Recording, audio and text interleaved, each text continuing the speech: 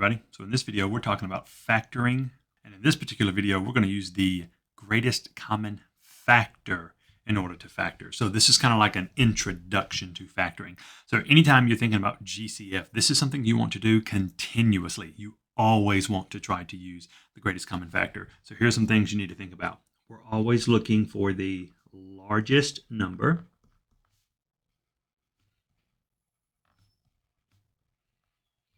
And we are looking for the smallest variable.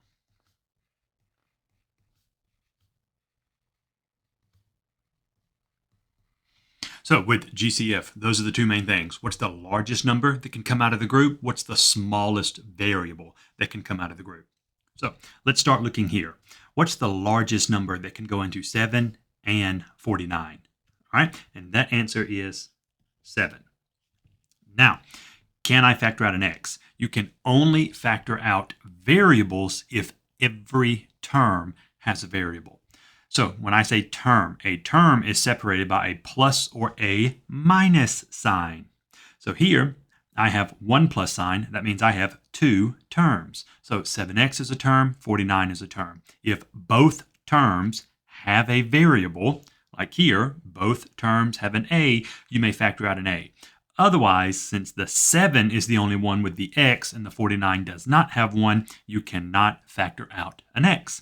So we can just factor out a 7. Now, when we say factor, here's something you got to get used to. Factoring is synonymous with division. So if I say I factored out 7, that means I went through and I divided every term by 7. So we'll illustrate that here. 7x divided by 7. 49 divided by 7.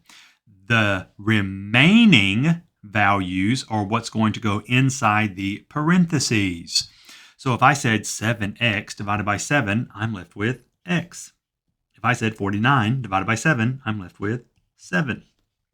So here, if I poured out the greatest common factor of 7, I'm left with x plus 7. Now, it says you can check your answer by distributing. If you divided by the greatest common factor, 7, and this is what you got. When you do the opposite, so I multiply, then what I get after multiplying should be the original question. So if I said 7 times x, I would get 7x. 7 times 7 is 49. Is that the original question? It is. So I know that this is correct in being my simplified solution. So here, there is what this will look like once I have poured out the greatest common factor. Now, right here, new problem, same thing. Largest number that can come out between 36 and 24. So what's the largest number that can go into both of those? Well, that is going to be 12. And now here I have two a's, a squared, and one a, and we're looking for the smallest variable. So here I will factor out just an a, and we're going to write what's left. Remember, factoring is synonymous with division. So we're going to go through and we are going to divide each of these by 12a. So here we have 12a here and 12a here. 36 divided by 12 is 3. Now, when you're talking about dividing with your variables, okay, imagine this. There are two a's here. You took out one of them. So if there are two present and I took out one, that means there is one left over. 24 divided by 12 is 2. There was an a here and I took it out. So there are no a's to go here. And now if I multiplied this, 12a times 3a would give me 36a squared. 12a times 2 is 24a. So here we have this as our fully simplified and factored solution.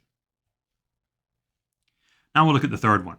There are no numbers here, so we're only dealing with variables. So that rule is it must be the smallest variable, and every term must have that variable. Notice how the y's are only with the first and second. There is no y with the third term, so that means we cannot factor out a y. We may only factor out an x because every term has an x. So here I'll factor out an x. And now imagine there are 3 x's here. You took one of them away. How many are left? There are 2 left.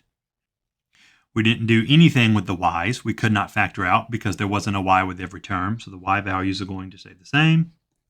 There are two x's here. I took one of them out, so there's one x remaining. There was one x here. I took it out, so here I'm going to put 1. Now, one thing, when you kind of think about it quickly like that, there are 3 x's. I took one of them away. There are 2 x's. I took one of them away. The one thing where that can kind of mess you up logically is at the end. Oh, there's one x here. I took it away. So that means there's 0 here. Remember, technically we are dividing. So if I went through and divided everything here by x, now look at the last term. What's x divided by x? 1. This mathematically is the sound way you want to think about it. Now, you may not remember all of your exponential properties, or you may not have talked about that this far in the year, but that is okay. You can always think about it in regards to this, like taking them 1 away, but right here, x over x is 1. All right, now looking at the bottom, I have 8, 24, and 16. What's the largest number that can go into all 3 of those numbers? And that is going to be 8. Now I'm looking for the smallest variable. So there are 2 m's, 1 m, so I can factor out an m. N squared, n cubed, n. So I can only factor out an n. 8 divided by 8 is 1. M squared, there are 2 of those. I took one of them out, so there is 1 remaining. 2 n's, I took one of them out. 1 remaining. 24 over 8 is 3. There was an m here. I took it out. There are no m's. There were 3 n's. I took 1 out, so there is an n squared. 16 divided by 8 is 2. And that's going to be it. Because there was an m and n present, and I took them out, so there are no m and n's here. All right. Lastly, for this one, the largest number that I could take out is 16. The smallest x would be x squared. The smallest y would just be y. 16 divided by 16 is 1. There are 6 x's. I took 2 of them out, so there are 4. There was 1 y. I took it out, so that's done. 16 divided by 16 is 1. There were 2 x's. I took them out, so there are no x's here. There were 4 y's. I took one of them out, so there are 3 y's here. 32 divided by 16 is 2. There are 3 x's. 2 of them came out, so there's an x left. There were 2 y's. 1 of them came out, so there's 1 y remaining. So here, this is how you would factor using the greatest common factor. We're always looking for the largest number and the smallest variable. Now, this is never going to go away. Anytime we factor at any point, so I'm going to make about 8 more videos on factoring. Greatest common factor is something we always look for every single time. So whenever it says factor this problem, the first thing you have to check for is greatest common factor. All right, that's going to be all for this video. I hope that you found it helpful. If you have any questions, please leave them in the comments, and we'll see you all in the next video.